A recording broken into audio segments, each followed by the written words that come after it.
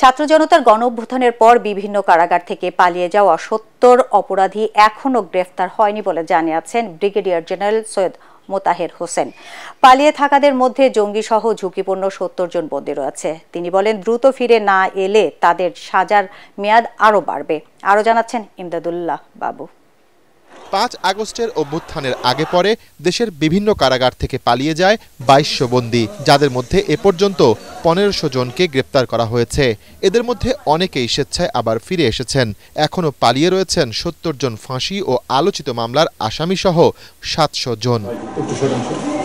এ অবস্থায় ৩ মাসে দেশের বিভিন্ন কারাগারে উল্লেখযোগ্য পরিবর্তন, পালিয়ে যাওয়া বন্দী ফেরাতে গৃহীত পদক্ষেপ এবং কারা নিরাপত্তায় নেয়া বিভিন্ন কার্যক্রম জানাতে এই মত বিনিময় সভার আয়োজন করে কারা কর্তৃপক্ষ। এতে কারা মহাপরিদর্শক জানান, সরকার পরিবর্তনের পর জেল থেকে জঙ্গিসহ বিভিন্ন আলোচিত মামলার ১৭৪ জন জামিনে বেরিয়েছেন।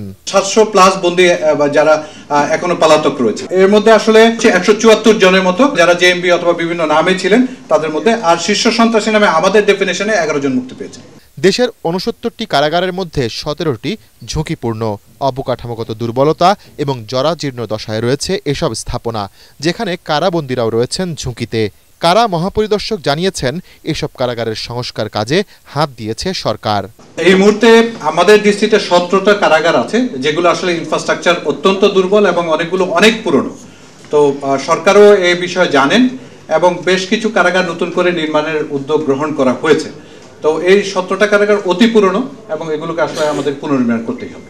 কারাগারে বন্দীদের মোবাইল ফোন ব্যবহার এবং আয়েশি জীবনযাপন নিয়ে বিভিন্ন গণমাধ্যমে আসা খবর সঠিক নয় দাবি করে কারা মহাপরিদর্শক জানান, কোনো কারারক্ষীর বিরুদ্ধে সুনির্দিষ্ট অভিযোগ এলে কঠোর ব্যবস্থা নেবে কর্তৃপক্ষ।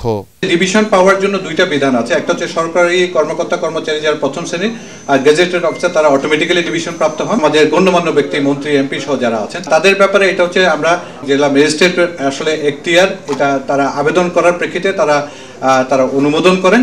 আবেদনের প্রেক্ষিতে অনেকেই পেয়েছেন, অনেকগুলো প্রক্রিয়া চলমান রয়েছে। যারা পাননি তাদেরকে আমরা ডিভিশন প্রদান করতে পারিনি। ইমদাদুল্লাহ বাবু, ATN বাংলা, ঢাকা।